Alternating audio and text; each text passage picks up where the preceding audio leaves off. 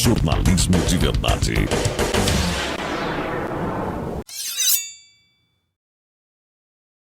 Comitê Judiciário da Câmara dos Representantes divulgou um relatório intitulado O Ataque à Liberdade de Expressão no Exterior, o caso do Brasil.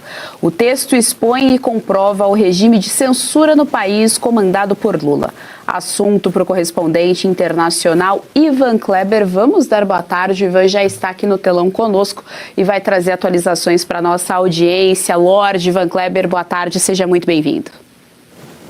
Boa tarde, Geisiane, uma saudação especial a você, aos colegas de bancada aqui, principalmente a nossa audiência que nos acompanha na tarde desta quinta-feira. Olha, a Comissão de Justiça da Câmara dos Representantes dos Estados Unidos, que seria, Geisiane, para a nossa audiência entender o equivalente à CCJ, ela vem acompanhando muito de perto aquilo que acontece na relação do Brasil com as chamadas Big Techs e a questão da liberdade de expressão, então, não é?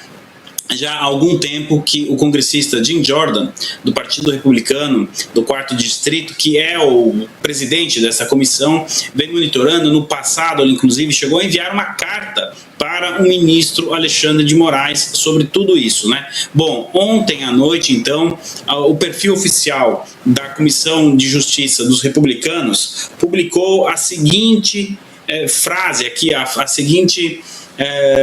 o seguinte parágrafo que eu vou ler aqui para a nossa audiência. Isso é extremamente importante porque diz o seguinte, abre aspas: o Brasil vem tentando censurar o discurso americano em plataformas americanas há anos. Agora está indo atrás de empresas e consumidores americanos também. Seja em solo americano ou no exterior, o comitê não deixará que esses ataques não sejam, passem despercebidos, fecha aspas. E aqui está, então, a publicação do Comitê Judiciário da Câmara dos Representantes do Partido Republicano, que é quem preside, não é, essa espécie de CCJ. Por que tudo isso é importante, Geisiane? Porque nesta publicação que eles fizeram, eles compartilharam um relatório no dia 1º de abril deste ano, agora de 2026, que, como você bem disse, aponta, não é, decisões do ministro Alexandre de Moraes. O relatório já está na sua 3ª parte e a Comissão de Justiça, então, ressalta isso. Agora, olha o contexto que vem esta publicação. Eles citam ali o caso Rumble. Nós ontem noticiamos, falamos que o ministro Alexandre de Moraes e a AGU, não é, sofreram uma derrota lá no estado da Flórida. E agora vem a comissão publicando isso. Na minha opinião, Geisiane, a Comissão de Justiça está acompanhando o caso. Isso é extremamente importante.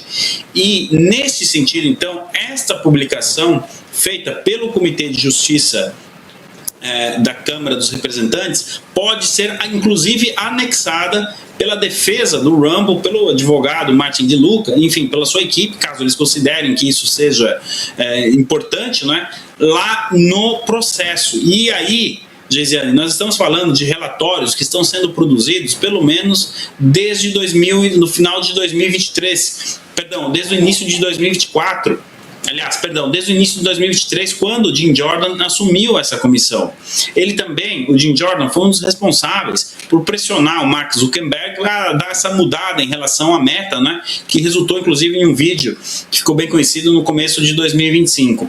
Agora, além de ser aí um material que pode ser utilizado contra o ministro Alexandre de Moraes no processo do Rumble, lá na Flórida, mais uma vez nós temos aí o nome do Brasil associado à censura. E aqui eles dizem claramente que as ações da Suprema Corte do Brasil especificamente, eles citam o Brasil, de perseguir americanos em solo americano. Isso é inaceitável, tanto para republicanos quanto para democratas. Isso aqui transcende qualquer linha que já foi ultrapassada. Eu vou um pouco mais além. Eu não me lembro de decisões da China ou até então da ex-União Soviética nesse sentido de pegar e tentar censurar americanos em solo americano. Bom, o ministro Alexandre de Moraes, através dessas decisões, tantas decisões que tomou, né, vai encaminhando isso e com certeza então essa questão vai aumentar ainda mais o conteúdo da defesa do Rumble contra o ministro Alexandre de Moraes. Geisiane. Analistas, Fabi Barroso, sua pergunta. Ivan, em relação ao prazo que foi concedido ontem no processo, eu, no meu entendimento, eu sei que preciso fazer uma pergunta, mas eu vou colocar isso porque eu acho pertinente. No meu entendimento, só foi concedido uma dilação de prazo. Não vejo vitória ou derrota, né? Simplesmente a gente tem uma juíza no processo da Flórida sendo imparcial. E a gente, no Brasil, aqui a gente perdeu um pouco do nexo, né, de um juiz imparcial. Mas o que eu acho importante?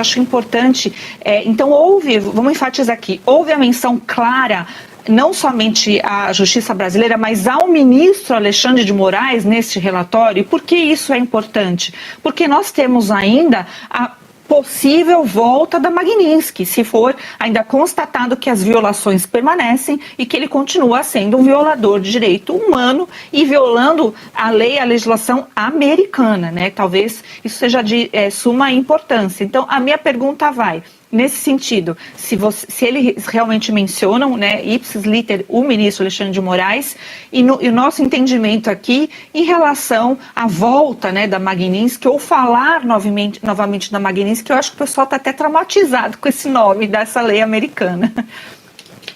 Olha só, boa tarde, doutora Fabiana. Então, sim, aliás, o relatório, ele não só menciona o ministro Alexandre de Moraes, como eu diria que é quase que um dossiê sobre a atuação do ministro Alexandre de Moraes, pressionando as big techs americanas, as empresas americanas, principalmente ali na era Biden 2022, 2023, mas ele continuou depois disso. Esse relatório também cita, né, o embate que ele teve com o empresário Elon Musk por conta da empresa X, e vai chegar em casos menores, de que, aliás, são tão importantes, né, mas menos conhecidos da opinião pública. Então eles estão juntando tudo aquilo que o ministro Alexandre de Moraes decidiu em termos que consideram aqui, que é considerado pela Comissão de Justiça como um ataque à liberdade de expressão. E alguém pode perguntar, tudo bem, mas e essas ações, muitas dessas ações foram tomadas no Brasil, mas pressionando empresas americanas.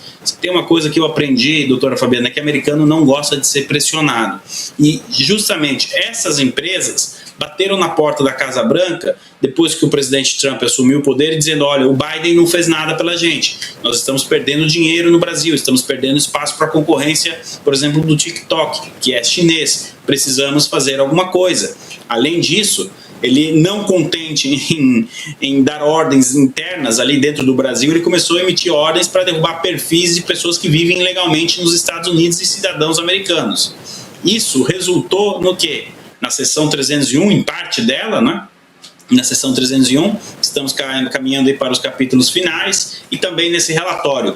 Olha, doutora Fabiana, não é impossível, ou não devemos de maneira alguma tirar a palavra Magnitsky do vocabulário. Muito pelo contrário, relatórios como esse, ações como a do Rumble, as derrotas, e aqui acredito que a doutora vai concordar comigo, a gente pode falar de derrota do ministro Alexandre de Moraes na Itália, na Espanha, na Polônia, na Argentina teve um caso também, enfim, tudo isso vai somando, né, esse enorme dossiê sobre o ministro Alexandre de Moraes, que pode resultar ou na Magnitsky ou em outras sanções pelos Estados Unidos, e também, ainda está longe, mas também pela União Europeia, uma vez que ele colecionou essas derrotas aqui no velho continente. Gesiane, eu devolvo para você. Deixa eu trazer novamente aqui as nossas analistas políticas. Berenice Leite, sua pergunta. Oi, Ivan, muito boa tarde para você.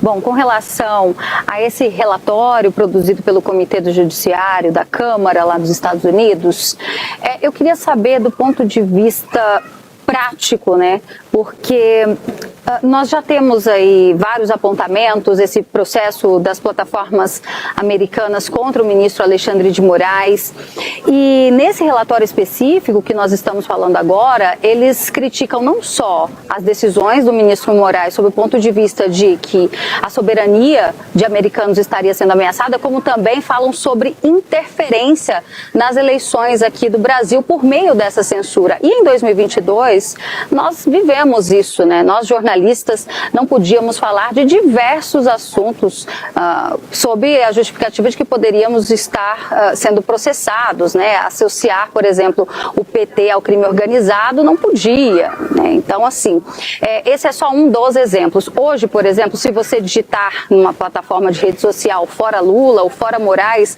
o seu comentário é ocultado. É só fazerem o teste aí, né, lá naquele aplicativo que é voltado mais para fotos.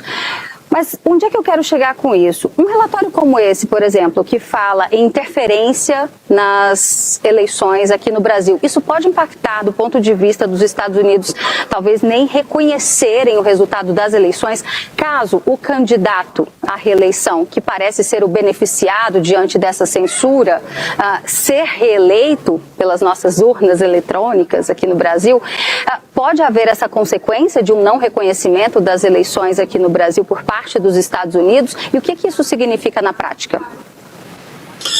Olá, Berenice, sempre muito bom também acompanhar as notícias aí de Brasília com você. Olha, a possibilidade disso acontecer é muito remota, mas ela existe. A gente tem precedentes recentes, né? O governo Biden, o governo de esquerda, não reconheceu, por exemplo, a eleição de 24 na Venezuela e do Maduro, devido às fartas evidências, né, de que o pleito não correu normalmente. Vamos colocar nesses termos, né? Agora, recentemente, o governo americano vem fazendo uma pressão enorme em cima do Gustavo Petro para que ele reconheça, aqui a situação ao contrário, né, o resultado das eleições colombianas. Então, sim, diante deste cenário, o governo americano está acompanhando o que acontece no Brasil. Está aqui, eu não vou brigar com os fatos, né, como ensina o nosso mestre Augusto Nunes, próprio Comitê de Justiça da Câmara fazendo uma publicação como essa lá nos Estados Unidos. Agora, o meu entendimento, Berenice, é que o governo americano ele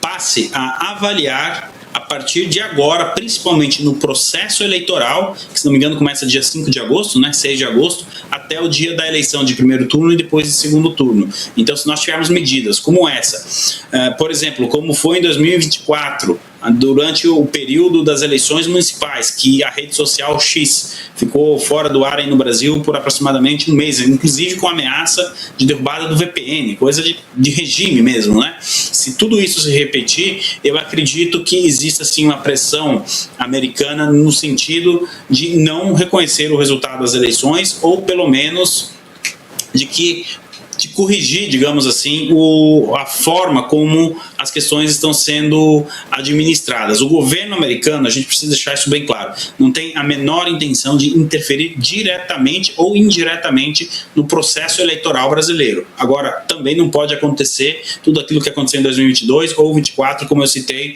no caso do X. Qual é a grande diferença para 2022 em relação agora, 2026, não só no contexto americano, mas no contexto mundial como um todo?